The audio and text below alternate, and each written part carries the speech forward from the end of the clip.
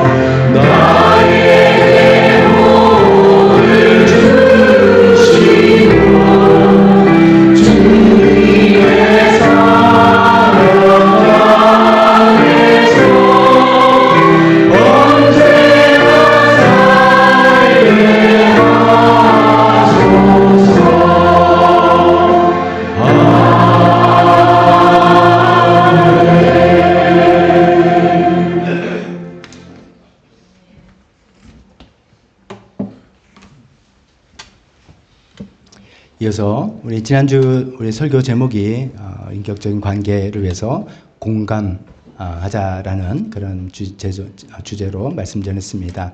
하나님께서 우리를 공감해 주셔서 성육신 되어 주시고 죄인들의 친구로 되어 주신 그 하나님께서, 예수님께서 먼저 우리를 공감해 주신 것처럼 우리도 상대방을 공감하자는데, 오늘 찬송이니까 하나님께서 우리를 공감해 주신다는 찬송 불러보기도 하겠습니다.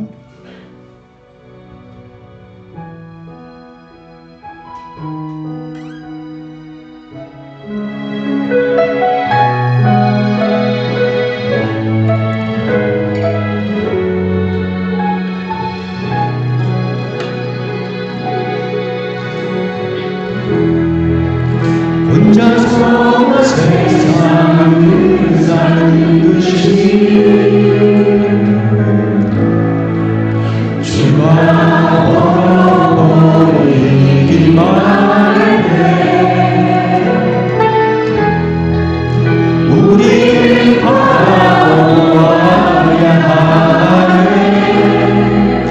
우리에게 오셨던 그 주님을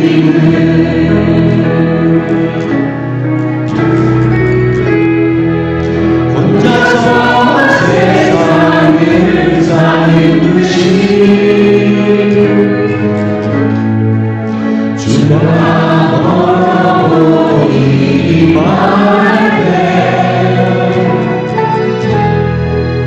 우리는 바라보아야 하네. 우리에게 오셨던 그 주님을 주님이 우리의 아픈 마음을 아시네.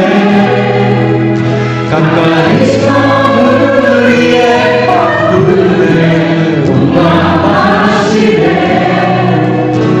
우리 가운데 찾아오셨던 그 주님이 우리의 모든 상황에 공감하시네.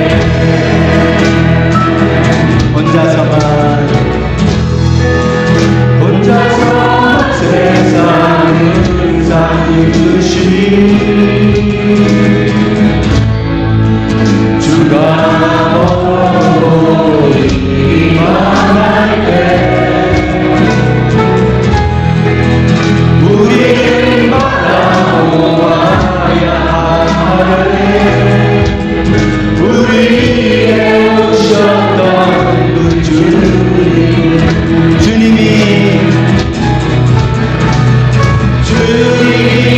우리의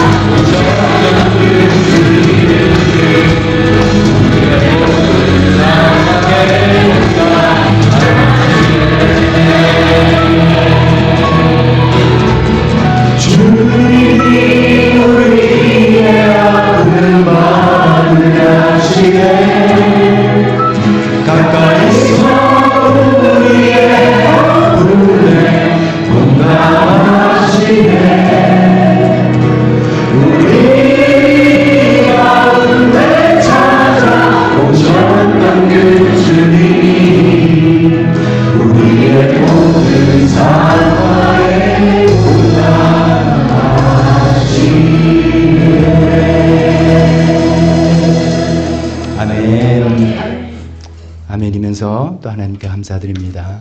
우리 그런 주님의 마음처럼 우리 모두도 서로 공감하는 우리 모두가 또 되길 바랍니다. 마지막 찬송 한 곡 우리 지난 2주 또 이렇게 배워보면서 또 이제 많이 익숙해져서 우리가 그냥 의식하지 않아도 마음을 담아서 찬송할 수 있게 될 곡이라 생각합니다. 모든 걸음 대신에 나의 힘이 되신 주, 나의 길이 되신 주, 주님 찬송하며 하나님을 신뢰한다는 그런 마음 다시 한번 주님께 드리도록 하겠습니다.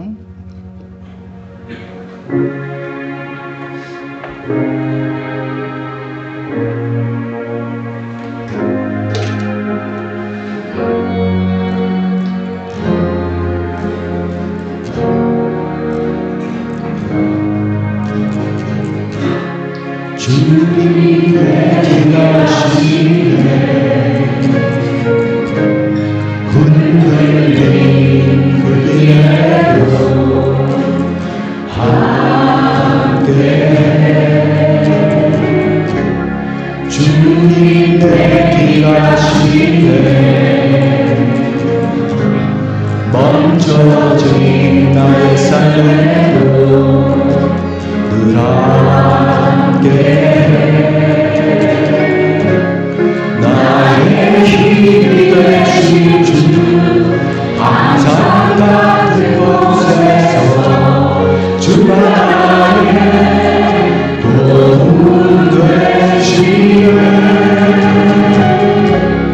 나의 힘이 되신 주 변함없으신 게 주가 나의 모든 것을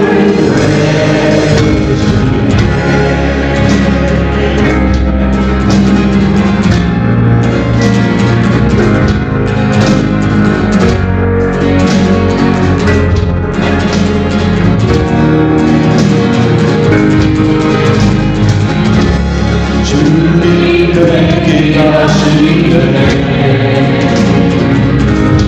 흔들린 그대로 함께 주님 되게 하시네 멈춰진 나의 삶에도 늘 함께 나의 힘이 되신 주 항상 같은 곳에서 주가 나의 도움 되시네 나의 힘이 되신 주 변함없으신 게 주가 나의 모든 걸음들 나의 힘이 되신 주 항상 같은 곳에서 주가 나의 도움 되시네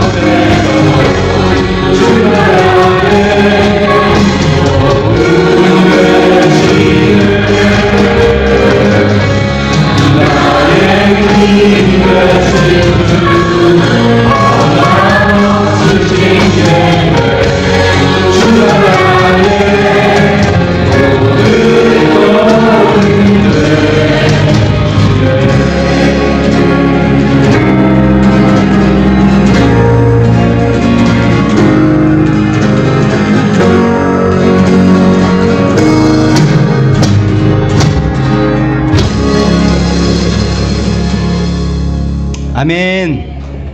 자리에 앉으시기 바랍니다.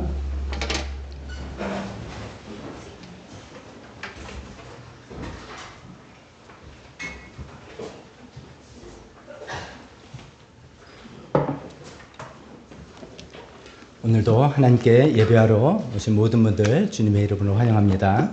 우리 주보를 통해서 교회 소식 나누도록 하겠습니다. 지난주에 하반기 3공부 계획에 대해서 말씀드렸습니다. 성경 통독하는 말씀의 삶, 기존 버전 한 30장씩 한 주에 읽으시고 미니 버전 10장 정도씩 읽으신다 했죠. 출애굽 하겠습니다. 이것은 9월 첫째 주부터 신청주 과정을 시작합니다. 9월 첫째 주에 하니까 미리미리 신청해 주시기 바랍니다. 추석 지난 다음 주인 10월 12일 주부터 시작합니다. 이건 좀 시간이 있구나 라고 생각을 하시고 기다리다가 또 까먹으십니다. 그러니까 미리 나 이번에 그런 거 좀 해야지 라고 생각하시면 미리 신청을 해 놓으시면 교재도 제가 구입하고 여러 가지 준비도 할 테니까 이것도 미리미리 신청해 주시기 바랍니다. 단 경건의 삶은 1부, 2부 나눠서 한다고 말씀드렸죠. 추석 끝나고 난 다음에 12월 중순절까지 하고 그 다음에 연말연시 휴가하고 또 연초에 1월 말부터 2부 시작한다고 말씀드렸습니다. 신청해 주시기 바랍니다. 오늘은 한숙자매의 한울금학교 사역 간증 있습니다. 우리 이제 국내 선교로 우리가 후원하는 기관인 탈북 학생들을 위한 기관인 한울금학교 아시는 분들은 많지만 또 그 위에 또 새로 오신 분들은 늘 기도는 하는데 이게 뭐 하는 기관인가 어떤 일들이 있나 이런 것들 위해서 또 거기서 교사를 수고하시는 한숙자매님 또 간증해 주시도록 하겠습니다. 다음 주 설교는 김진경 목사님 설교하시겠습니다. 특별기도회 우리 여러분들 또 기도하는데 특히 백민진 자매님의 아버님에서 우리 또 마음을 모아서 기도했으면 좋겠습니다. 원래 이제 미국에 거주하고 계시는데 거기서 여러 가지 암이 발견돼서 고치는데 아무래도 한국이 더 좋겠다 생각해서 좀 굉장히 좀 건강이 안 좋은 상태로 비행기 타시고 한국으로 다 오실 수 있게 되었습니다. 그래서 검사를 해보니까 처음에는 이제 다리가 붓고 그래서 이게 뭐 전립선 암이 전이 됐나 했더니 육종암이라고 밝혀졌다고 합니다. 육종암은 아시다시피 어떤 기관이 뭐 심장이라든지 폐라든지 있는 게 아니라 이 아버님은 연골서부터 시작됐는데 연골이나 근육이나 이렇게 해서 좀 더 골치 아픈 그런 암이다 이렇게 알려진 암인데 일단 하나님 알게 하셨으니까 이렇게 해서 잘 치료해 주시도록 우리 합심해서 계속해서 기도했으면 좋겠습니다. 또 김 목사님 둘째 딸 예서 편도 피타 수술이라고 합니다. 이게 편도가 부어서 호흡이 좀 곤란하고 그것 때문에 성장이 좀 어려운가 이런 생각도 하고 있습니다. 그래서 편도 제거하는 수술 내일 받는데 잘 받고 발육에 이상 없도록 기도해 주시고 이은선 우리 목녀님의 어머님 몇 주 전에 요양원에 계시다가 폐렴으로 또 요양병원으로 옮기셨죠. 계속해서 기도하겠습니다. 계속해서 네팔 선교, 나라와 북한을 위해서 또 국제 정세를 위해서 우리 뉴스 볼 때마다 마음을 모아서 함께 기도하는 시간 기도하겠습니다. 이 시간 대표 기도와 헌금 시간으로 이어지겠습니다.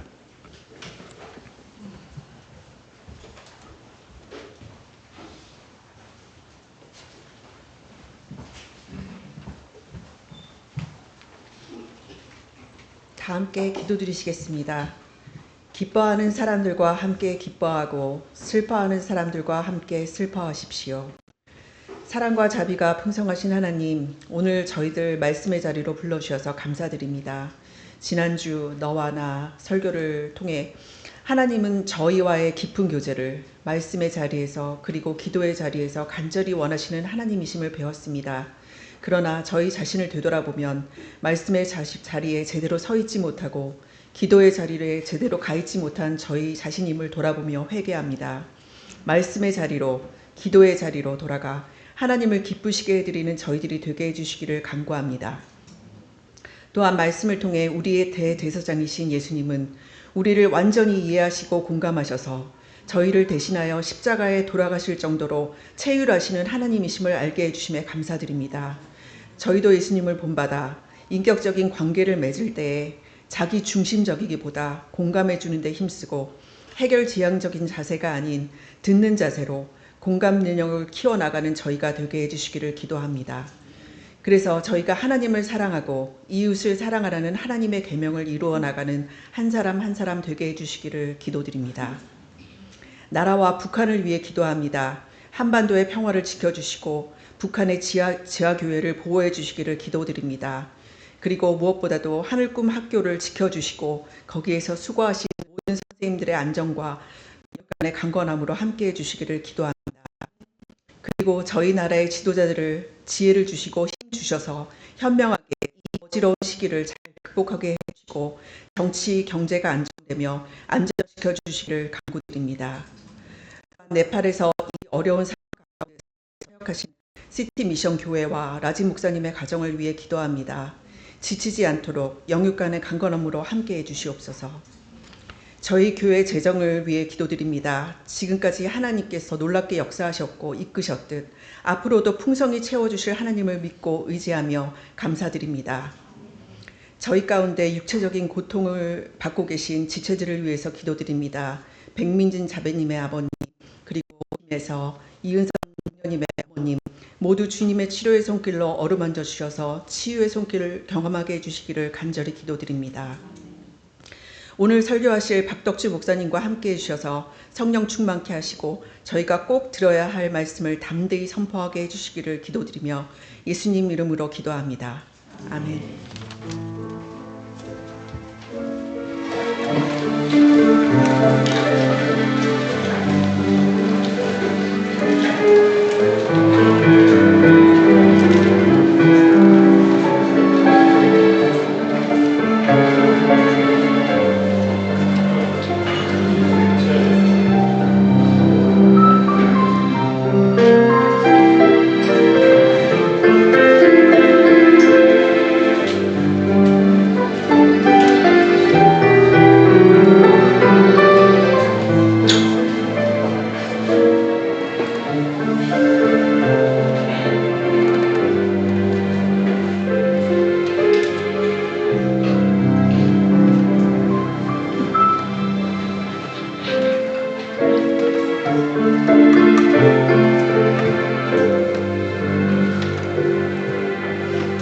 봉헌기도 드리겠습니다. 하나님 아버지, 저희가 물질을 드릴 때 저희 마음과 정성, 하나님에 대한 충성심의 마음을 함께 담아 드립니다. 하나님, 우리 보물이 있는 곳에 우리 마음이 있다 하셨습니다. 우리 마음이 이 물질을 담아서 하나님께 있음을 고백합니다. 하나님 물질을 잘 사용하셔서 하나님 나라에 필요한 것들로 채워주시고 교회를 필요에 채워주시고 하나님 이걸 통해서 우리가 자녀 교육을 하며 선교를 하며 교회 활동을 주님께서 원하시는 대로 잘 할 수 있게 주님 복을 내려 주셨기를 원합니다. 예수님 이름으로 기도했습니다.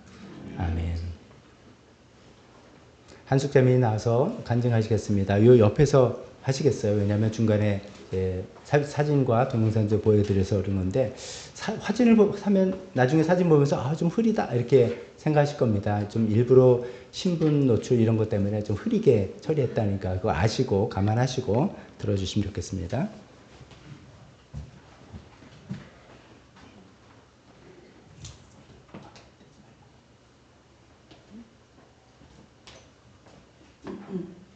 안녕하세요. 티움 목장의 한숙입니다. 저는 2007년 사랑하는 교회에 처음 왔고 2008년 예수님을 영접하였습니다. 하나님의 자녀로 새롭게 거듭난 저는 살아야 할 분명한 이유와 삶을 함께 나눌 교회 가족들이 있어서 참 행복했습니다. 이전에는 경험하지 못했던 기쁨과 평안함 가운데 주님을 위해 누가복음의 선한 사마리아인과 같이 누군가의 이웃이 되고 싶은 소원이 생겼습니다. 그러던 중 2012년 9월 이은영 집사님의 소개로 하늘꿈학교에 강사로 일하기 시작했고 다음해 1월부터는 전임 교사로 섬겼습니다. 하늘꿈학교는 북한 선교를 위해 세워진 국내 최초의 탈북 청소년 대안학교입니다. 중국에서 탈북자 사역을 하시던 김동식 목사님의 순교와 그의 핏값으로 한국에 온 6명의 아이들을 임양자 목사님께서 맡아 돌보면서 2003년 학교가 시작되었습니다. 하늘꿈학교에서 만난 아이들은 너무나 생소했습니다. 북한의 양강도 해산, 대흥단, 김정숙군에서 왔다는 아이들을 만나면서 한반도 위쪽의 지도가 처음으로 눈에 들어왔습니다. 그렇게 만난 아이 중에 택정이가 있습니다. 아이의 신변을 보호하기 위해 이름은 가명으로 소개해드립니다. 택정이는 저와 같은 시기 하늘꿈학교에 왔습니다. 꽃제비, 즉 탈북 고아로 북중 접경 지역을 떠돌다 선교사님의 도움으로 한국에 왔고 무연고 미성년이었기 때문에 하나원 대소 학교가 보호기관이 되었습니다. 유난히 눈이 맑고 따뜻했던 택정이는 학교에서는 담임교사로 저를 만나고 기숙사에서는 지금은 저의 남편이 된 김재영 형제와 지냈습니다. 네. 지금 사진 말씀 해달라요. 네, 사진 보여주시면 될 것 같습니다. 이 사진은 택정이가 저에게 기도 부탁하며 준 사진입니다. 중국에서 선교사님과 함께 지낼 때 찍은 사진으로 택정이를 포함해서 3명의 아이들이 먼저 한국에 왔고 이어서 9명의 아이들이 오고 있었습니다. 그런데 중국에서 라오스 국경을 넘어 태국을 통해 한국으로 오려고 했던 아이들은 라오스에서 붙잡혔고 우리의 간절한 기도에도 불구하고 모두 북송이 되었습니다. 이후 아이들에 대한 소식이 담긴 뉴스 영상입니다. 영상 보여주시면 될 것 같습니다. 북송된 탈북자 청소년 가운데 맏형인 문철 씨, 올해 23살의 청년입니다. 한참 자랄 나이 10년 전 집을 나와 거리를 전전하는 동안 성장이 멈췄습니다. 몇몇 발가락은 유난히 추웠던 어느 겨울날 동산으로 잘려 나갔습니다. 콜라 2개의 봉지에다가 대고 서 있는 이 소년은 올해 16살 윤철용. 한국 같으면 고등학교에 진학할 나이지만 체구만 보면 영락 없는 초등학생입니다.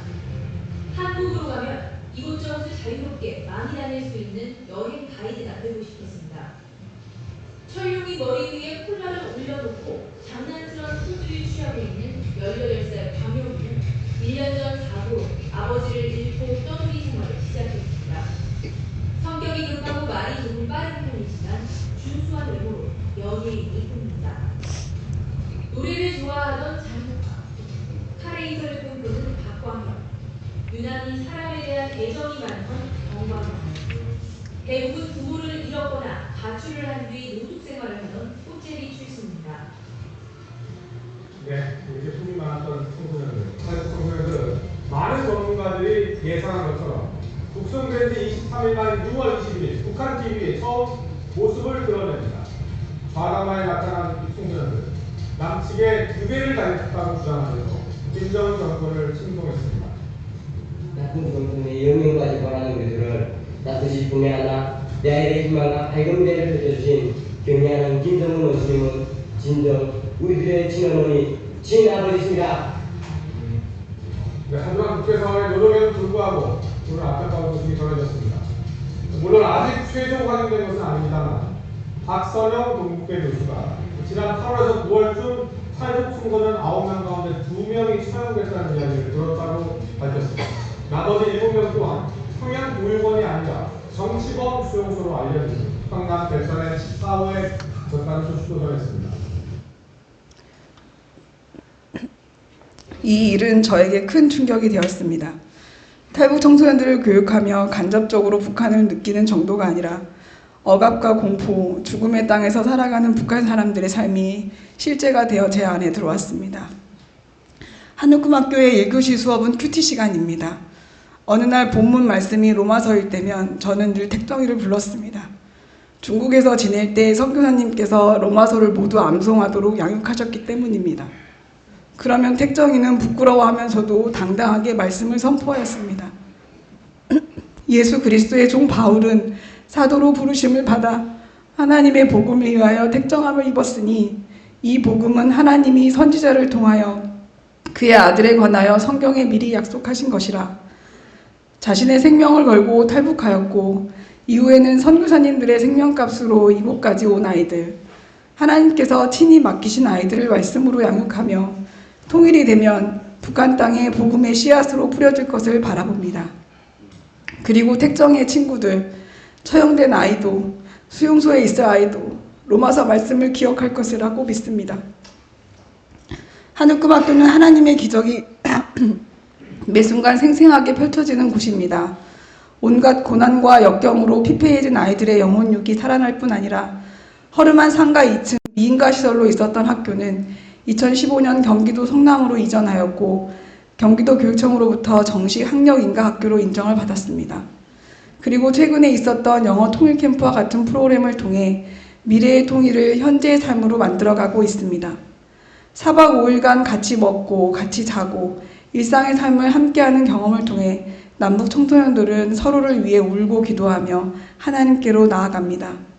통일이 꼭 되어야 한다고, 너희의 아픔이 나의 아픔이고 우리는 그리스도 예수 안에서 하나가 될 거라고 말입니다. 더욱 놀라운 것은 올해 이웃시에 이스라엘에서 온 메시아닉 주, 즉 크리스찬 유대 청소년들을 포함하여 31개국으로부터 참가자들이 모여 함께 예배를 드렸다는 것입니다. 북한을 넘어 이스라엘까지 온 열방의 복음이 전파되는 그날이 속히 오길 소망합니다. 2008년 제가 침례 간증을 하고 난 후에 저를 교회로 인도해 주셨던 큰아버지께서 안아주시며 해주셨던 말씀이 있습니다.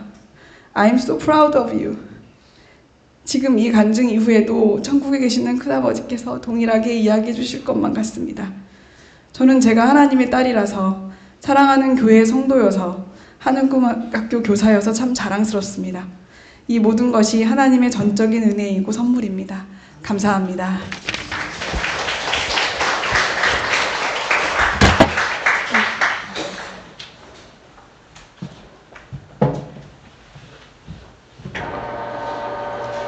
여기 이제 한숙자매님, 우리 남편 김재영 형제님 부부가 한국학교 교사이죠. 학교에서 이제 서로 만났어요. 그 이은호 집사님 소개로 교사를 갔다가 거기서 신랑도 만나게 되고 또 아이도 셋 낳고 이렇게 되는데, 이제 앞에 전반부 우리가 이제 동영상 본 부부들이 그런 부분 아닙니까? 저분이 한숙자매님은 어떤 마음으로, 어떤 심정으로 그 한국학교 학생들을 사역을 할까? 제가 이제 옆에서만 들어도, 물론 우리가 이제 학교 현장, 일반 학교 현장의 선생님들도 참 굉장히 힘든 교육 현장에 있다고 우리가 알고 있습니다만, 워낙 다른 배경에서 있다가 온 학생들이기 때문에 예상하지 못한 일들이 매일매일 일어나는 그런 일이죠. 근데 그 학생들을 교사로서 그 교육한다는 게 얼마나 많은 에너지가 들어가고 힘든 시간인데, 저 이제 아까 북송됐던 그런 아이들 이야기나 택성이 같은 아이들 이야기나 그런 이야기들이 마음속에 확 하나님께서 감동을 주셔서 그런 마음으로 사역한다는 그런 얘기를 하신 것 같습니다. 계속해서 우리 선생님들 다 그런 마음으로 사역을 잘 하셔서 또 우리 통일의 기반이 되는 그런 귀한 사역이 되도록 계속해서 기도해 주시면 좋겠습니다. 자, 이 시간에 이제 설교 시간으로 이어지겠습니다. 우리 다 같이 일어서서 설교 본문 같이 읽도록 하겠습니다.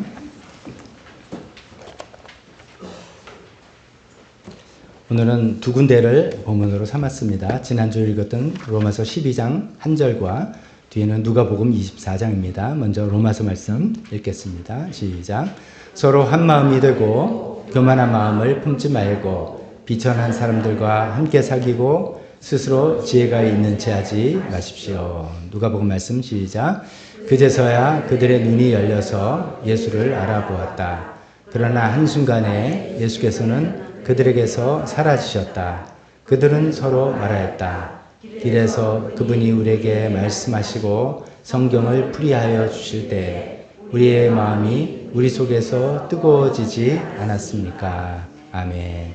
설교에서 잠깐 기도하겠습니다. 하나님 아버지, 우리를 찾아와 주셔서 우리와 인격적인 만남을 갖게 하시고 우리와 인격적인 관계를 맺어 나가기를 기뻐하시는 하나님, 그것을 위해서 사실 우리를 구원해 주신 하나님, 우리가 나와 그것의 관계가 아니라 나와 너의 관계로 우리를 초대하시는 하나님, 그런 하나님의 사랑을 깨닫고 우리도 다른 사람들과 함께 공감하며 또 경청하며 그런 나와 너의 인격적인 관계를 맺어나가길 원합니다. 하나님 아버지, 그러나 우리가 너무 서툽니다. 너무나 부족한 것이 많습니다. 하나님, 그러나 하나하나 들으면서 우리가 또 필요한 것들 고쳐나가고 잘하는 것은 더 잘하겠다고, 그러나 그 모든 가운데 하나님의 도움이 없으면 안 된다는 것을 인식하며 깨달으며 하나님의 도움을 구하고자 합니다. 하나님, 그런 말씀으로 말씀을 나누고 들을 때 하나님께서 이 시간에 함께하여 주시옵소서. 예수님 이름으로 기도했습니다. 아멘. 자리에 앉으시기 바랍니다.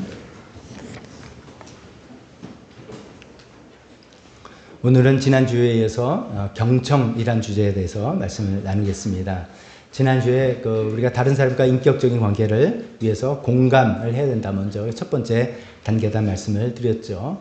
공감 능력을 그렇게 한번 말씀드려봤습니다. 첫 번째는 상대방의 생각을 먼저 이해를 잘 해야 되죠. 공감하려면 이해가 돼야지 공감이 되는 거니까 이것도 능력입니다. 이해를 잘 하는 것도 우리 생활 경험과 뭐 여러 가지 능력을 통해서 이해를 잘하고, 두 번째 그 사람의 감정을 내 감정처럼 느끼려고 애를 쓰고, 세 번째 그런 이해와 감정에 더해서 사람을 도와주려는 태도까지 나가는 때 우리가 이제 공감 능력이다라고 이야기하는데, 그런 공감이 상대방을 존재 그대로 받아들여주는 그런 어떤 첫 번째 인격적인 관계의 출발점이 된다라고 말씀을 드렸습니다. 이제 오늘은 이제 거기서 그치는 게 아니라 공감을 잘하고 난 다음에 경청으로 넘어가서 마치 공감이 상대방의 마음의 문을 이렇게 좀 열어보려는 그런 과정이라면, 경청은 내 마음의 문을 열고 상대를 잘 받아들이는 그런 단계다라고 이야기하면서 이 공감에 대해서 말씀을 나눠보겠습니다. 첫 번째 경청에 대해서 말씀을 나누겠습니다. 첫 번째 경청의 중요성. 경청이 왜 중요하냐? 이건 뭐 너무나 잘 아시겠지만 두 가지로 한번 정리해서 말씀드려 보겠습니다. 첫 번째, 경청은 상대방을 존재 그대로 맞아들이는 태도가 된다라고 이런 말씀드리겠습니다. 경청하면 뭐 뜻이 뭡니까? 경청, 잘 듣기, 남의 말을 잘 들어주기, 이런 거잖아요. 근데 이 경청이 상대방의 말을 그냥 잘 들어주는 정도가 아니라, 이 경청할 때 우리가 던져주는 메시지는 뭐냐면, 당신은 나한테 너무나 소중한 존재야 라는 메시지를 주는 겁니다. 내가 상대방을 잘 들어줄 때, 내 이야기를 누가 상대를 들을 때 내가 느끼는 감정은, 저 사람이 나를 정말로 소중한 존재로 지금 대해주고 있구나, 나를 그렇게 받아주고 있구나 라는 너무나 소중한, 너무나 중요한 메시지가 전달되고 있다는 것이죠. 자, 이런 경청의 중요성을 이제 우리 기독교 서적에서도, 이제 기독교 여러 이제 우리 이제 신앙의 선배들도 중요성을 이렇게 많이 했는데, 그 중에 독일의 신학자 바운회퍼라는 신도의 공동생활하는 책에 얘기했습니다. 하나님께 귀 기울일 수 있는 사람만이 형제의 말에 귀 기울일 수 있고, 하나님께 경청하는 사람만이, 하나님의 말씀을 잘 경청하는 사람만이 사람의 말을 경청할 수 있고, 형제의 말에 귀 기울일 수 있는 사람만이 하나님께 귀 기울일 수 있다. 뭐 이거 어디서 많이 들어본 거잖아요. 하나님을 사랑하고 이웃을 사랑한다. 그것이 근데 같은 것이다. 그러니까 하나님 사랑 이꼴 이웃 사랑이다. 이거하고 똑같은 논리죠. 우리가 나는 하나님 기도 많이 하고 성경 많이 읽고 하나님 말씀 잘 내가 들어 라고 하는데 막상 다른 사람 말을 잘 안 들어준다. 그러면은 그게 좀 뭔가 잘못되는 거죠. 그리고 다른 사람 말을 잘 들어주는 것이 훈련이 되고 습관이 되고 내가 그런 사람이 될 때 하나님의 말씀도 경청하는 사람이 된다. 이게 같이 연결되어 있다라는 그런 얘기를 하고 있습니다. 또 이제 많은 분들이 아시는 헨리 나우엔 이런 분, 예수님의 이름으로라는 그 책에서 이렇게 얘기합니다. 경청은 가장 큰 환대의 행위다. 환대 뭐예요? 환대. 맞아들이는 거. 따뜻하게 환영하면서 대접하고 받아들이는 거잖아요. 상대방을 가장 크게 환대하는 게 경청이다. 제가 이 말씀을 이제 이 표현을 들으면서 이런 생각을 한번 해봤어요. 제가 이제 누굴 초대했어요, 우리 집에. 우리 초대해가지고 저희 아내랑 둘이 많이 맛있게 요리도 하고, 뭐 맨날 며칠 장도 보고 요리도 하고 집안 정리도 하고 다 했어요. 그래서 이제 저희 집에 왔어요. 와가지고서 아유 어서 오시라고 환대한 거죠. 어서 오시라고 한 다음에 저기 잘 앉아서 잘 먹으라고 하고선 저희 둘이 이제 가서 저희 모여서 뭐 이제 텔레비 보고 딴 일을 하고 있어요. 그러면은 이분이 환대받았다는 느낌이 이거 뭐지? 이상하잖아요.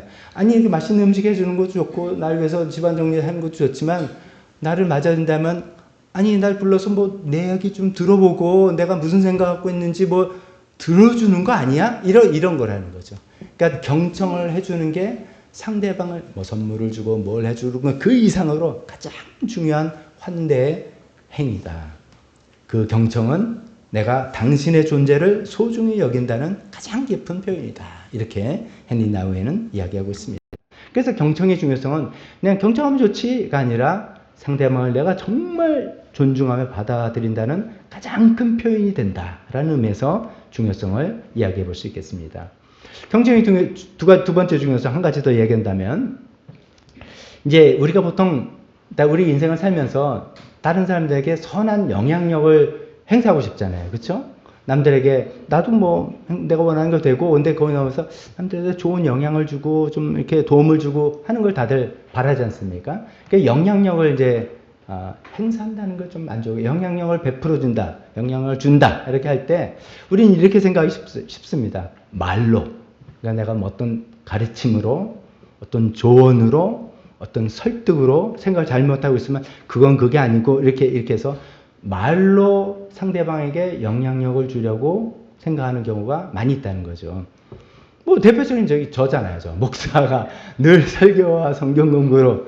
근데 이제 목사가 이제 말로 먹고 사는 직업이다. 뭐 이런 말도 있는데 전 좀 억울합니다. 그 말로만이 아니라 얼마나 많은 이제 삶이 나중에도 있습니다. 말씀드리겠습니다. 있는 건데 그래도 우리가 보통 그렇죠. 그래서 교사, 목사, 지도자는 자꾸만 내가 정말 좋은 말로 좋은 지혜로운 어떤 내용으로 가르침으로 상대방을 도와주고 영향을 줘야지 이렇게 생각해서 늘 고민하는 게 어떤 말을 해야 되지? 어떻게 해야 되지? 이런 것들 고민한다 이거죠. 근데 실제로 우리가 누구한테 도움을 받는 걸 가만히 거꾸로 생각해 보면은 누가 나한테 해준 말을 기억하기보다는 저 사람이 나를 어떻게 대해줬느냐가 더 기억이 난다. 동의하세요?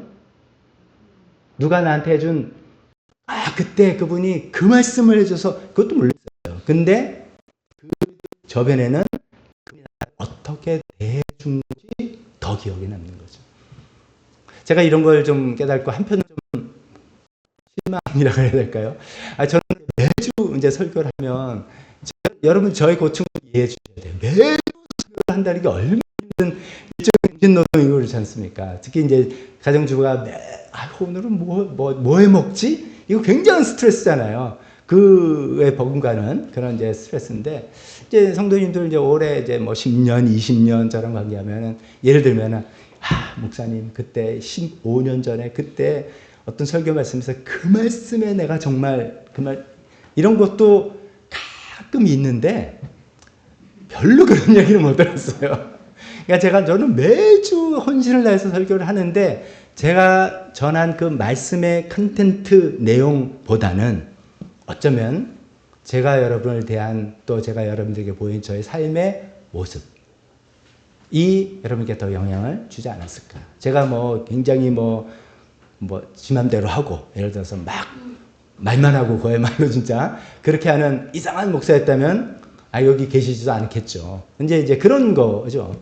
자, 그렇게 생각해보면 좋은 도움을 주고 영향력을 준다는 게 과연 뭐냐 이거죠. 우리는 자꾸만 좋은 가르침, 올바른 조언, 정확한 분석 이걸로 딱 말로 딱 해주는 거라 생각하는데 의외로 그 말은 별로 안 남고 그 사람이 나를 어떻게 대해줬는지가 기억이 남는다는 거죠. 또 이런 것도 있습니다. 어떤 사람이 나한테 도움을 줬다고 했는데 그분이, 여러분도 한번 어떤지 생각해보세요. 그분이 나한테 무슨 말을 해준 것이 기억이 더 나시는지, 아니면 그때 내가 그분에게 뭐 어떤 상황에서 그 사람한테 한 내 말이 더 기억이 남는지, 어떤 것 같으세요? 저는 이것도 참 많이 기억 남더라고요. 제가 이제 옛날에 이제 과거의 일들을 이렇게 돌릴 때, 그때 그분이 나한테 어떤 관계에서 내가 참 힘들고 일 때 이런 말씀 해주셨지. 그것도 물론 도움이 되는데, 그때 그분이 참 나를 따뜻하게 대해주고, 내가 너무 힘들고 어려웠을 때 그걸 참 위로해주고 받아줘서, 그때 나도 모르게 내 속에 있는 어쩌면 두려움, 어쩌면 근심, 어떤 이런 것들을 다 이야기했던 내가 한 말이 기억이 나는 그런 부분도 있지 않습니까? 근데 그렇다는 거예요. 그게 뭐 제 생각만이 아니라 모든 교육학자, 심리학자들도 다 생각하면 그런 것들이 더 사실은 도움이 되고 더 큰 영향력을 미치는 것이다 라고 이야기를 하고 있습니다. 그렇다면 이런 거죠. 우리가 이제 남에게 도와주겠다 할 때 진짜 도와주는, 어쩌면 더 중요한 건, 물론 이제 그렇다고 말하지 말라 이런 말이 절대로 아닌 거죠. 근데 실제로 남들 진심으로 도와준다는 것은 그 사람에게 안정감을 제공해 주는 겁니다. 안정감을 제공하는 뭡니까? 내가 저 사람한테 말해서 이 사람이 또 나를 이거 듣고 나를 어떻게 좀 비판하고 뭐 꼬집고 뭐 이러지는 않을 건가? 내가 이 말하면 이거 뒤로 새가지고서 막 뒷소문이 막 나지 않을까? 이런 거 없이 이분한테 내가 모든 걸 이야기해도 안심되는 그런 공간을 제공해 주는 거죠. 그럴 때 그 말을 하면서 나도 모르게 내 생각도 정리가 되고 나도 모르게 내 감정도 좀 정리가 되고 그럴 때 하나님께서 역사하시고 그런 상황을 통해서 역사하시고 그럴 때 적절한 조언도 오고 이래서 큰 도움이 되는 이게 많다는 거죠. 그러면 그 안정감을 제공해주고 결국 제일 좋은 영향을 미치고 도움이 되는 그 출발점이 뭐냐? 경청이다 이거죠. 경청을 통해서 안정감을 제공해 줄 때 하나님께서 역사하신다 하는 거죠.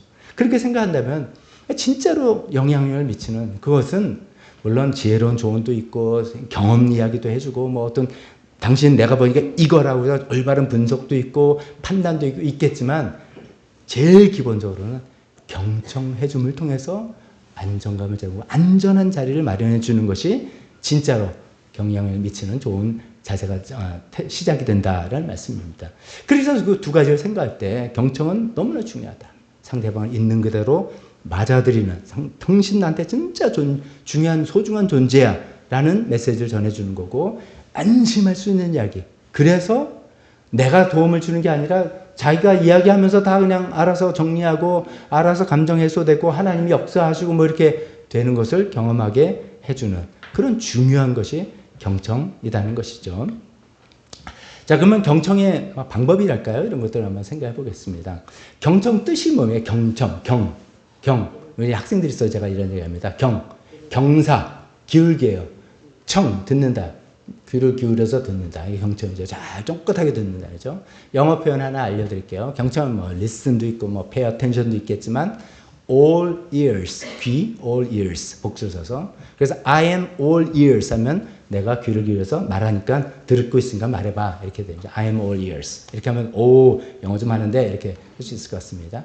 자 그런데 경청을 제가 경청의 방법이라 했지만 이것은 좋은 표현이 아닙니다. 경청은 방법이 아니라 태도이죠. 태도죠. 내가 경청은 테크닉이 아니라 스킬이 아닙니다. 스킬입니다. 스킬인데 스킬로만 우리가 접근하고 된다면 가장 중요한 걸 놓치는 거예요. 상대방을 대하는 게 뜨는 거죠. 경청은 제일 중요하게 상대방을 내가 어떻게 대한다는 태도가 관건이죠. 그래서 경청하는 사람이 되는 게 제일 중요하죠. 경청을 어떻게 잘하자가 아니라 경청하는 사람이 되는 겁니다. 그럼에도 불구하고 여러 가지 이제 그래도 뭘 좀 어떻게 하는 건데 이런 게 있지 않습니까? 제가 오늘 5가지로 정리해드리고 이 5가지가 그냥 우리가 하는 소리가 아니라 예수님이 그렇게 하셨더라.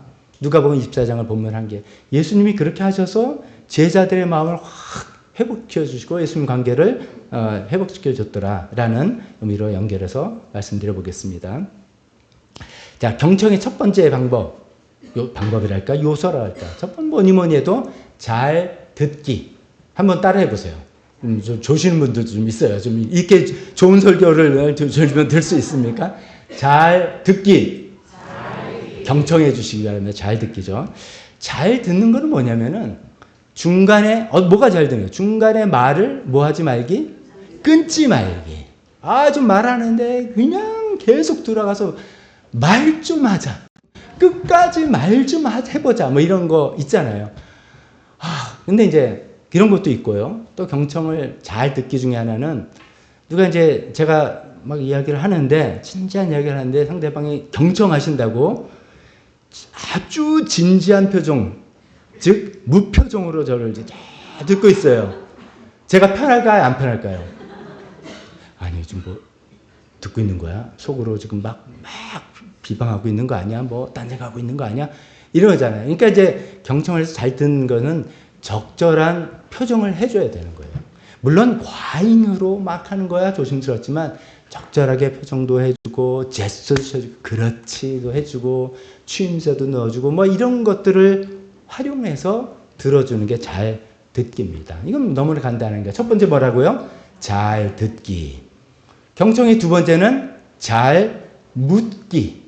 잘 묻기. 두 번 해보겠습니다. 시작. 잘 묻기. 묻기입니다. 질문을 하는 겁니다. 경청은 듣기만 하는 게 아니라 듣는 것을 잘 더 활용하기 위해서 잘 물어봐야 되는 거죠. 근데 질문에 2가지 종류가 있다고 하지 않습니까? 열린 질문, 닫힌 질문. 이게 뭐야? 닫힌 질문이야 이거예요. 단답형으로 대답할 수 있는 질문이죠. 너 밥 먹었니? 거기 질문에는 대답은 뭐예요? Yes or no. 끝이에요. 그렇지 않아요?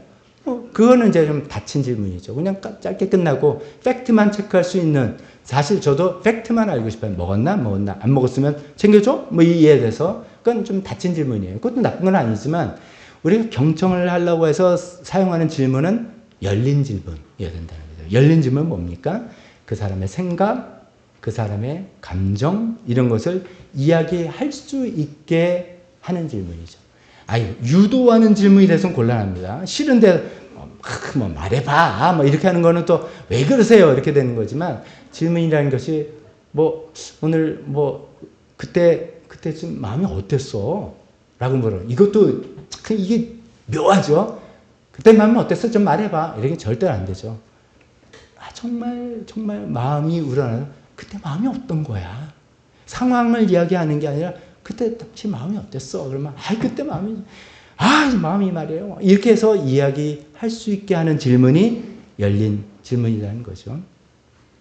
두 번째, 잘 묻기인데, 열린 질문인데, 모르긴 몰라도 우리 부모님들은 전부 다 열린 질문을 던져서 대화를 하고 싶어 할 겁니다.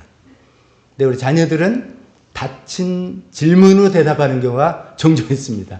특히 어릴 때 말 괜찮다가 사춘기 들어서면서 열린 질문 들어오면 좀 부담스러워. 왜 그러세요? 그래서 닫힌 질문 대답만 하는 경우가 있는데, 그것도 이제 우리가 그 단계를 극복해 나가야 되겠죠. 그래서 잘 듣기, 두 번째 잘 묻기, 세 번째 제일 어려운 거, 경청의 제일 어려운 거, 판단하지 않기. 한번 따라해 보세요. 판단하지 않기. 판단하지 않으면서 남의 이야기를 듣기 쉽습니까? 어렵습니까? 얼만큼 어렵습니까? 많이 어렵고 불가능할 것 같이 어렵습니다. 그렇잖아요. 이거는 판단은 본능이잖아요. 이걸 사실 어떻게 하라는 건지. 그래서 정확히는 이제 좀 센 표현으로 판단하지 않기라고 했지만, 정확히는 판단 유보하기입니다. 판단은 제일 나중에 하겠다. 우리말에 그런 것도 있잖아요. 우리나라 말은 끝까지 들어봐야 한다. 그래서 지금 말이 이렇게 하다 나중에 뭐 기특한 말 나올 수 있잖아요. 뭐 그런 식으로 판단을 유보하는 겁니다. 근데 이제 우리는 이제 살아가면서 뭐 우리가 맞닥뜨리는 상황이나 남의 이야기나 들으면서 다 평가, 판단, 비판이죠. 비난이 아니라 비판을 하게끔 돼 있는 존재잖아요. 근데 상대방을 들으면서 그 얘기를 안 하기가 어렵죠. 문제는 그것을 표시내지 않기. 상대방의 말을 들으면서 판단하는 걸 표시내지 않는 게 쉽습니까? 어렵습니까? 어렵습니다. 이 얼굴 표정, 이게 자기도 모르게 경직이 좀 되고요. 또 이렇게 뭐 목소리가 좀 달라지고요. 어렵습니다. 그래서 연습을 많이 해야 됩니다. 근데 왜 그러냐면, 제가 어떤 이야기를 하는데 상대방이 내 이야기를 지금 벌써 판단하고 있구나라고 하면, 저분이 판단을 한다고 하는데, 안 한다고 하는데, 감춘다고 하는데, 좀 이렇게 전 또 기가 막히게 또 우리 캐치하잖아요. 그걸 느끼게 되는 순간 마음이 확 닫히는 거죠. 그러니까 굉장히 어려워요. 정말. 그래서 오늘의 설교의 포인트는요, 경청하는 사람이 되기인데, 이거는 정말 우리 힘으로는 불가능하다. 근데 그게 아니면 진짜로 인격적인 관계는 또 불가능하다. 그렇기 때문에 이거는 반드시 우리가 해야 되는, 뼈를 깎는 노력을 내 스스로 하는 게 아니라 하나님의 도움을 구해야 된다. 이겁니다. 근데 그만큼 이게 힘듭니다. 판단하지 않는 건 아닐 수 없지만 적어도 유보해보자. 딱 듣는 순간 저 헛소리 하는구나. 듣는 순간 저 큰일 났네. 이런 생각이 드는데, 또 내 경험으로 봐도 맞고 내가 아는 지식으로 틀림없는데 그거를 벌써 내 얼굴 표정이나 말투로 야야야 이렇게 나오면 경청은 끝난 거죠. 그러니까 그걸 최대한으로 하지 않으려고 애쓰고 적어도 유보해보는 것이 있어야지만 안정감을 가지고 이야기를 하는 동안에 자기 생각과 감정 정리하고 하나님 역사하시고 그 다음에 조언도 들어갈 수 있는, 그렇게 된다는 것 우리가 꼭 기억했으면 좋겠습니다. 저도 잘 못하지만 하는 말씀입니다. 이거 해야 되기 때문에 하는 말씀입니다. 네 번째, 자, 세 가지 정리해보자. 첫 번째 어떻게 하나? 경청 첫 번째 뭐라고요? 잘 듣기. 두 번째 잘 묻기. 닫힌 질문이 아니라 열린 질문하기. 세 번째는 뭐 하지 말기? 판단하지 말기. 적어도 판단을 유보하기. 자, 제일 뒤로 유보하기. 네 번째는 침묵 견디기. 이 대화하다 보면 이렇게 좀 침묵되는 상황이, 말이 끊기는 상황이 있으면 나는 어떤 사람이에요? 경청을 해줘서 들어서 도와주고 싶은 사람인데 이 상황이 너무 답답한 거예요. 그래서 어떻다는 거야? 내가 정리해줄게. 그래서 당당히 이렇게 하고 이건 이렇게 하고 이렇게 해서 이렇게 되잖아. 빨리 이걸 해결해주고 싶은 마음이 든다는 거죠. 근데 사람마다 다 생각을 프로세스하고 감정을 프로세스하는 시간이 다 다르기 때문에 그 사람이 그거를 처리하는 것을 기다려줘야 되는 거죠. 그래서 침묵을 할 줄 알아요. 침묵하는 것이 경청에 또 중요한 것이죠. 침묵해도 괜찮은 게 안정감을 중요하는 또 중요한 요소가 되기 때문이죠. 마지막으로 요약과 반영. 요약과 반영을 보면 상대방이 제가 이야기를 했는데 여러분이 이제 제 말을 잘 들었냐? 제가 어떻게 압니까? 여러분이 제 말 듣고 그러니까 이게 이런 이야기죠? 라고 할 때 내 말이 딱 맞았어. 그럴 때 진짜 내 말을 경청해서 들었구나. 확인되지 않습니까? 그런 겁니다. 그래서 당신이 하는 말이 이런 말이지 라고 요약해서 반영을 해준다. 이렇게 반영한다. 이렇게 표현합니다. 내가 이렇게 이해한 게 맞나요? 라든지 내가 제대로 이해한 거야? 아니면 좀 이렇게 해서 또 확인 절차를 해줄 때 나도 도움이 되고 듣는 사람이 저 사람이 내 말 진짜 들었구나 알 수 있게 되는 거죠. 5가지 정리해 봅니다. 첫 번째, 잘 듣기. 두 번째, 잘 묻기. 세 번째, 판단하지 않기. 네 번째, 침묵 견디기. 5번째, 요약과 반영. 이런 겁니다. 이런 것은 그냥 경청의 어떤 책에 나오는 그런 얘기만이 아니라 예수님이 우리를 그렇게 대해 주셨다는 것입니다.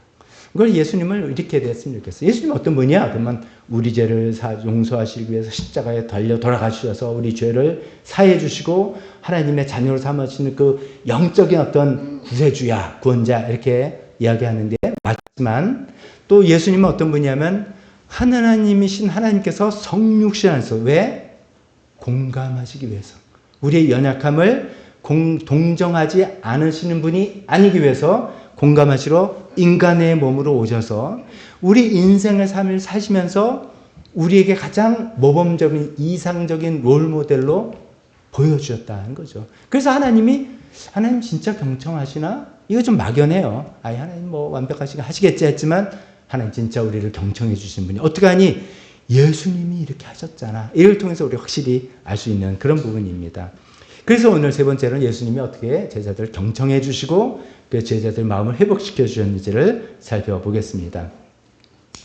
엠마오 마을로 가는 제자들, 두 제자 이야기입니다.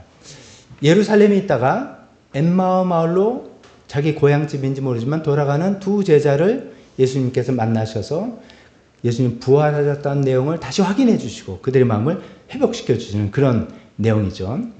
그때 이 제자들의 마음은 이런 거예요. 예루살렘에서 갔을 때 예수님 갔을 때만 해도 대단한 기대. 이제 세상은 이제 다 됐어. 예수님 이제 왕이 되는 거고 우리 다 한 자리 하는 이렇게 됐는데 그 예수님이 허망하게도 십자가에 달려 돌아가시고. 그러니까 예수님을 따라왔던 자기의 인생은 다 쪽박찬 것 같이 되고.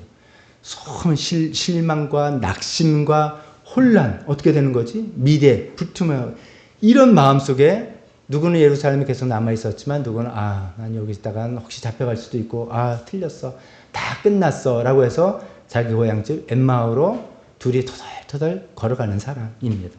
근데 그 제자도 두 사람이 걸어가는데 예수님께서 그들에게 다가와서 같이 대화를 하시면서 이야기했다는 겁니다. 거기에 아까 제가 말씀드린 5가지 과정이 나옵니다. 첫 번째로 예수님 잘 듣기를 해주셨다는 거예요. 말을 끊지 않고 동행하면서 들어주셨다는 거죠. 우리가 본문에 이제 주보에 기록하지 않았지만 그 전체 본문에 24장 15절에 보면 이렇게 되어 있습니다. 그들이 그 두 제자가 이야기하며 토론하고 있는데 예수께서 가까이 가서 그들과 함께 걸으셨다. 그들이 대화하는 때 예수님께서 그냥 자연스럽게 이렇게 합류한 거예요. 그래서 진짜 궁금해요. 통성명을 아니 당신 누군데 여기 이럴 것 같은데 그건 몰라겠어요. 상황은 이렇게 해서 어떻게 예수님이 자연스럽게 끼어들어서 두 사람이 가는데 세 사람이 가는데 참 이야기를 이렇게 두 사람이 막 나눈 이야기를 예수님이 그냥 잘 들어주고 계셨다는 거죠. 얼마나 오랫동안인지는 모르겠습니다만 이게 짧은 시간은 아니에요. 근데 여러분, 이제 전제가 이겁니다. 예수님 입장에서 그 두 제자들의 모습이 어떻게 보였을까요? 예수님 입장에서 제자들의 모습이 어떻게 느껴졌을까요? 저 같으면 이 한심한 친구들아, 이거예요. 지금 제자들은 다른 성경에 보니까 예수님이 부활하신 모습을 제자들에게 이미 나타내 보여줬어요. 나 부활했다. 내가 너한테 말한 것이 부활했다. 이것도 보여줬어요. 그리고 뭐 여러 가지 이야기도 했어요. 근데도 마음이 정리가 안 되고 믿지 못하고 낙심해서 가는 사람들이에요. 그런데도 예수님은 그들이 하는 어떻게 보면 쓰잘데없는 이야기, 우리가 보통 이런 얘기 쓰잘데없는 이야기를 하죠. 그런 이야기를 팍 하는 거를 잘 들어주셨어요. 왜냐하면 그들의 말을 하고 그들의 감정을 표출하는 것이 필요하기 때문에, 그걸 아시기 때문에 들어주셨어요. 제가 이제 이 본문을 읽으면서 좀 더 마음에 와닿는 건 이런 겁니다. 누가는 글을 좀 문학적으로 많이 잘 썼어요. 근데 우리가 보통 경청하면은 이제 그려지는 이미지가 뭐냐면, 이제 어떤 카페나 사무실이나 이런 데 와서 이제 상담을 하거나 이러면서 커피 한 잔 놓고 서로 진지하게 마주 앉아서 이야기하는 것 같은데, 여기의 모습은 서서 같이 길을 가면서 하는 이야기를 예수님이 경청해 주셨다는 거잖아요. 이거는 우리 인생길에, 우리가 단 한순간 예수님께서 우리 마음을 경청해 주시는 게 아니라 우리 인생길 쭉 하는 동안에 계속해서 예수님께서 우리의 이야기를 경청해 주시는 게 아닌가. 또 우리도 상대방을, 그 누구라도 그렇게 돼야 되지 않을까. 이런 생각까지도 해보게 하는 대목입니다. 그래서 예수님 처음에 잘 들어주셨다, 이거죠. 두 번째는 예수님, 두 번째 뭐라고 했죠? 잘 묻기, 질문하기였죠. 24장 17절에 이랬어요. 예수님이 당신들이 걸으면서 서로 주고받은 이 말들은 무슨 이야기입니까? 라고 예수님께서 질문하셨다는 거예요. 질문, 닫힌 질문 아니죠.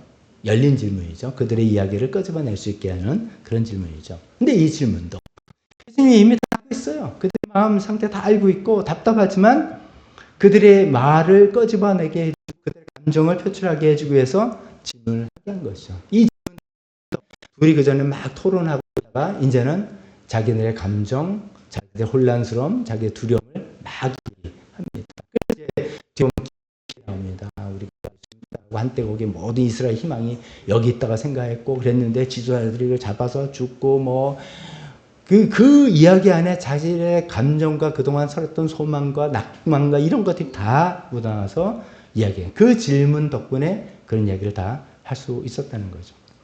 세 번째는 예수님이 그 질문을 들으면서 에이그 답답한 친구들아 라고 말씀 안 하시고 판단하지 않고 그걸 다 들으셨어요. 사실 그 듣는 이야기는 어떻게 보면 정말 쓰잘데없는 잘못된 이야기예요. 잘못된 이해. 그렇게 보여졌는데도 믿지 못한 불신. 이런 것들의 내용이에요. 그럼에도 불구하고 예수님께서 다 그걸 이야기할 수 있게 끝까지 판단을 유보하면서 듣고 계셨어요. 그러다가 24장 25절에 예수님께서 드디어 말씀하시는데 이렇게 이야기하십니다.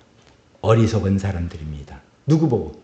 두 제자 보고 하는 얘기입니다. You are foolish. 이렇게 이야기합니다.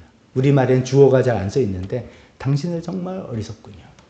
예언자들이 말한 모든 것을 믿는 마음이 그렇게도 무디니 말입니다. 라고 드디어 이야기하십니다.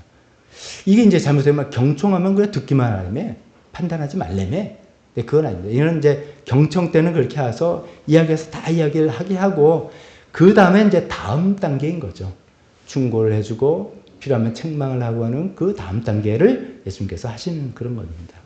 경청의 다음 단계로 듣기만 하는 거는 도움이 안 되지 않습니까? 그래서 충분히 들어준 다음에 그 이야기를 한 다음에 이제 올바른 디렉션을 제공해주는 그건 잘못 생각한 것이다 라고 이야기를 해주는 그런 것까지 포함되는 것입니다.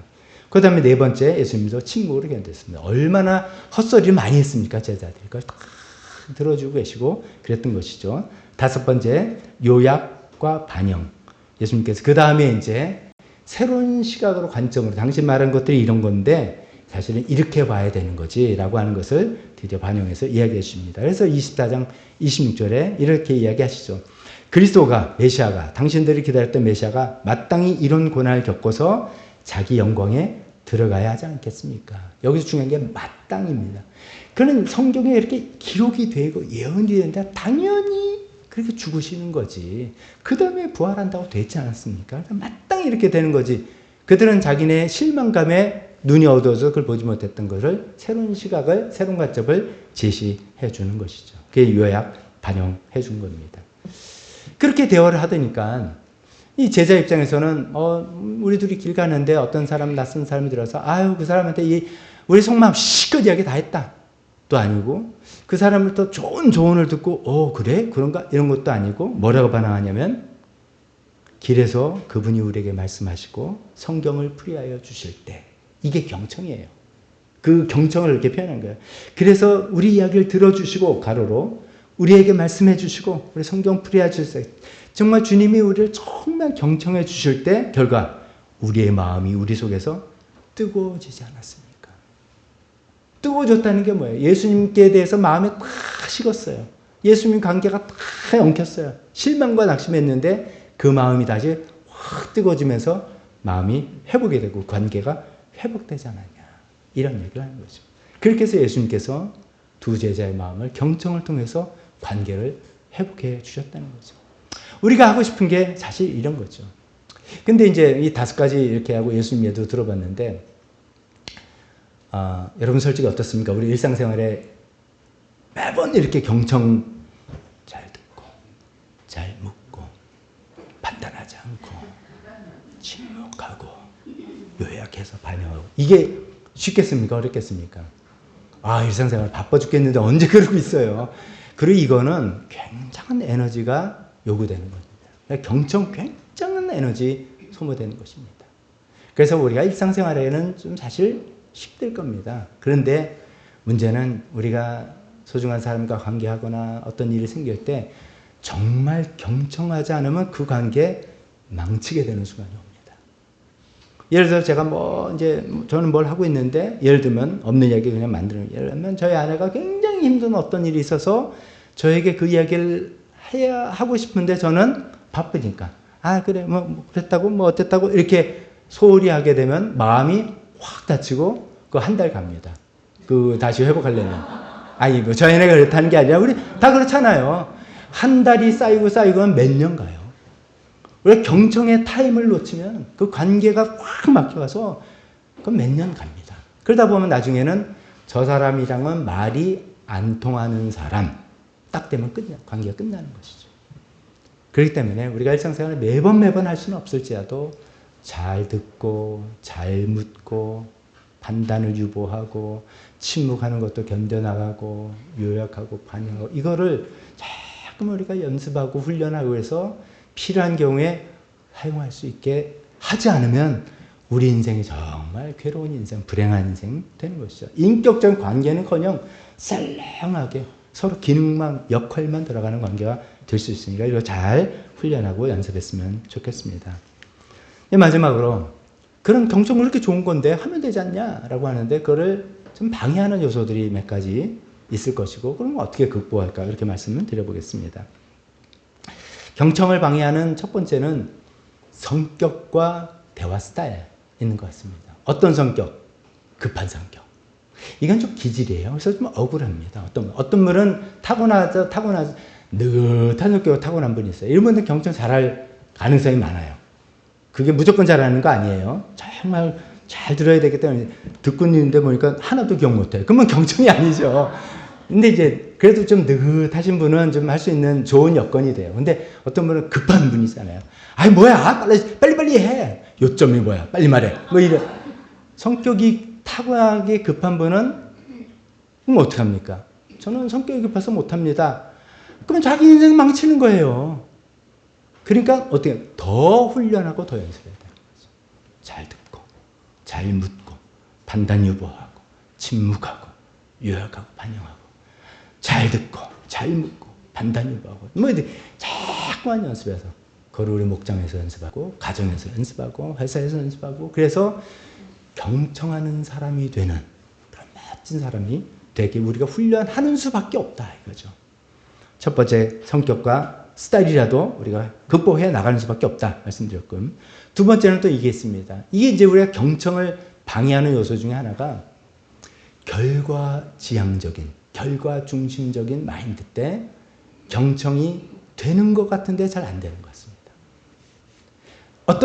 우리는 다 삶에서 보람을 느끼고 싶은데, 좀 말해서 좋은 열매를 맺기를 원합니다. 좋은 결과를 거두길 원합니다. 그래서 사람과 대화해서 무슨 일을 해서 성과가 나기를 바라는데 그 과정에서 경청을 하나의 수단으로, 방법으로 생각하는 거예요.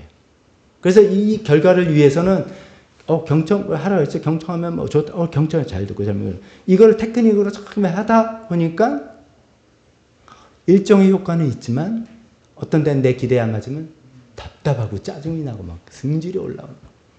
그래서 어땠다는 거야. 맨날 똑같은 소리야. 이렇게 해서 참다 막 터지게 되거나 터지지 않더라도 속으로 막 소화를 하게 되고 이렇게 되는 거죠. 이거는 경청을 수단으로 생각했기 때문이다 라는 생각을 해봅니다. 우리가 정말 하나님을 믿는데, 우리 다 예수님 믿고 하나님 믿는데, 우리의 궁극적인 목표가 뭡니까? 어떻게 보면 궁극적인 목표는 사랑, 그 외도 아니고, 그 이상도 그 이하도 아니지 않습니까? 하나님은 우리를 사랑하신다. 내가 하나님을 사랑한다. 그래서 내 이웃을 사랑한다.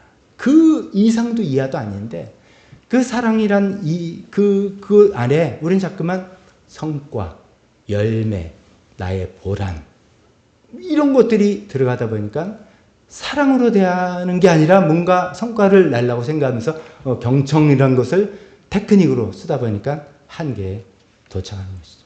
빨리 문제를 고쳐줘야 되는데 답답하게 이야기만 하고 있으니까 답답한 게 하고 한 소리 또 하고 하는 거 견디기 힘들어하고, 이런 것들이 우리 경청의 사람은 아직 안 된 거, 경청을 테크닉으로 스킬로만 쓰는 게 아닌가. 그래서 내려놓고 정말 경청의 스킬이 안정감을 제공하고, 그래서 스스로 정리할 수 있게 해주고, 그때 하나님이 개입해서 일하게 하시고, 그 이후에 나도 필요하면 이건 틀렸어 라고 이야기도 해주고 조언도 해주고 하는 이런 관계를 통해서, 상대방을 정말 존중하고 받아들이는 관계를 통해서, 그런 방식을 통해서 하나님께서 일하시는 것을 들어보자, 이렇게 한번 생각해 봤으면 좋겠습니다. 경청을 방해하는 마지막 세 번째는 교만이다는 겁니다. 로마서 12장 오늘 본문에 보니까, 제가 로마서 12장 말씀을 가지고 이제 주제 하나씩 채택하고 있는데요. 서로 한 마음이 되고 교만한 마음을 품지 말고 비천한 사람과 함께 여기고 스스로 지혜가 있는 채 하지 말라. 대화를 하는데 교만한 마음, 스스로 나는 너보다 지혜가 있어 하는 마음으로 대하지 말라, 이거죠. 경청을 방해하는 게 그거예요. 딱 말하면 네가 무슨 말을 하는지 다 알아. 척하면 삼천리야. 이렇게 생각하면 무슨 경청이 되겠어요. 다 듣지만은 실제로 나를 저 사람이 이렇게 품어주고 받아주고 소중한 존재로 느껴진다는 것이 어쩌면 느끼지 않을지도 모릅니다. 교만한 마음이죠. 그리고 또 어떤 이제 다툴 때, 서로 이제 의견이 있을 때 내가 너보다 많이 알아. 네가 알면 뭐 알아. 나는 틀릴 리가 없어. 라고 생각하는 교만한 마음, 이런 거 있을 때 서로 소통이 안 되는 것이죠. 그런 교만한 마음이 경청을 방해하는 방요소가 된다라는 생각해 볼 수 있겠습니다. 결론을 짓겠습니다. 지난주 공감은 우리의 감정적인 연대를 맺어주는 것 같습니다. 감정이 안 열려, 감정적으로 마음이 풀리지 않으면 절대로 관계는 생기지 않지 않습니까? 그래서 공감을 해주는 걸 통해서 저 사람이 나를 좋아하는구나 라고 해서 감정적인 연결을 하고 상대방의 마음의 문을 이렇게 두드리는 거라면, 경청을 통해서 내 마음의 문을 열고 상대방을 있는 그대로 받아들여서 그 사람의 말과 감정을 들어주는 그런 것이다. 그럴 때 인격적인 관계들이 형성이 된다라고 말씀드립니다. 경청은 절대로 문제 해결을 위한 도구에서 끝나지 않는다. 도구가 됩니다. 그게 아니란 뜻이 아니에요. 됩니다만은 그걸로만 우리가 쓰는 것이 아니다. 경청은 상대방을 인격적으로 소중한 존재라고 대해주는 그 마음의 자세가 경청입니다. 그런 마음 위해서 첫 번째 뭐라고요? 잘 듣고, 두 번째 잘 묻고, 세 번째 뭐 하지 말고 판단하지 말고, 네 번째 침묵도 하면서, 다섯 번째 요약하고 반영해서 그 경청의 메시지 줄 때 그 사람의 마음이 열리고 자기도 모르게 속마음과 생각과 감정과 이런 것들을 이야기하면서 스스로 정리도 하고 방향을 잡기도 하고, 그때 하나님께서 역사하시고 그때 나의 조언과 충고와 이런 것들이 같이 겸비돼서 그 사람을 도와줄 수 있는 그런 경청의 사람 다 될 수 있는 우리가 되었으면 좋겠습니다. 이것을 우리가 이제 다 오늘 공부했으니까 이제 가서 하나님께만 하면 되는 거잖아요. 그렇죠? 근데 안 된다 이거죠. 정말 힘듭니다. 그래서 하나님의 도움을 구하는 겁니다. 결론적으로 하나님의 도움을 구합시다. 우리를 경청해 주시는 성령님의 도움을 구합시다. 성령님 뭐라고 했습니까? 우리가 어떻게 기도할지도 모르지만 우리 마음을 다 세밀하게 살피면서 경청해 주는 그 성령님께서 친히 이루 다 할 수 없는 탄식으로 위해서 기도하시는 그 성령님께 도움을 구하면서 하나님 오늘 또 설교 들어보니까 경청이 그렇게 중요한 거고 예수님도 그렇게 해서 제자들의 마음 회복시켜주고 정말 그렇게 되는 것인데 생각보다 이게 너무 어렵네요. 주님 저를 도와주세요. 제가 뭐를 어떤 부분에 좀 이거 아는데 안 됩니다. 주님 이거 들고 주님께 합니다. 저를 좀 고쳐주시고 저를 만져주시고 제가 어떤 테크닉과 스킬을 배워가는 사람이 아니라 그것도 필요하지만 제가 정말 경청의 사람이 되어서 나와 너의 관계를 맺어나가는 사람으로 저를 변화시켜 주십시오. 이렇게 기도하는 시간 되었으면 좋겠습니다. 기도하겠습니다. 반주해 주시고 기도하겠습니다.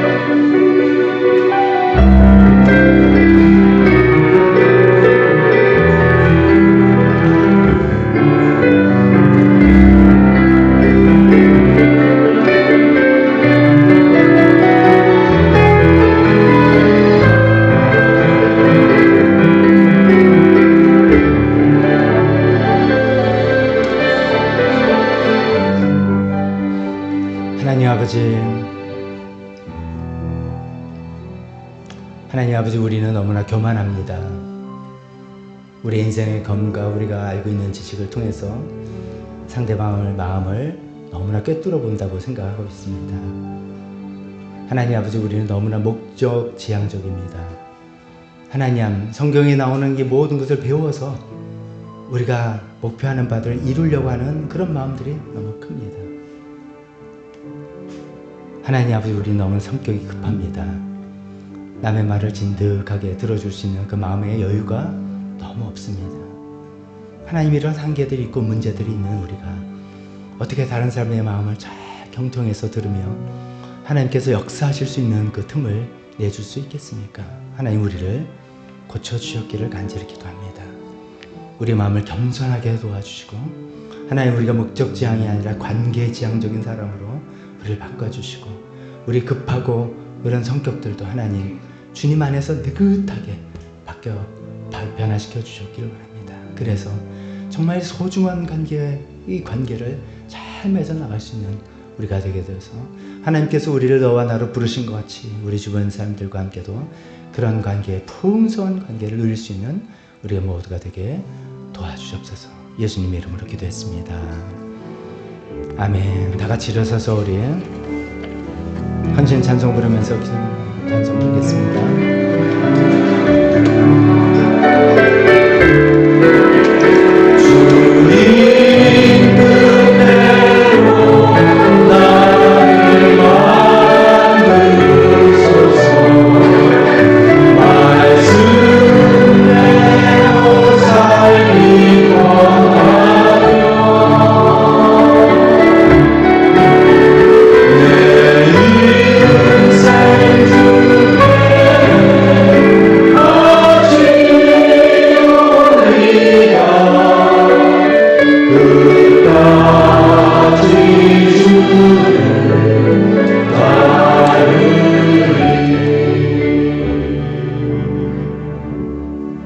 기도하겠습니다. 지금은 우리 주 예수 그리스도의 은혜와 하나님 우리 아버지의 사랑하심과 성령님의 교통하심이 경청하는 사람이 되기를 또 다짐하며 하나님의 도움을 구하는 여기 있는 모든 분들 머리 위에 지금부터 영원토록 함께 있을지어다.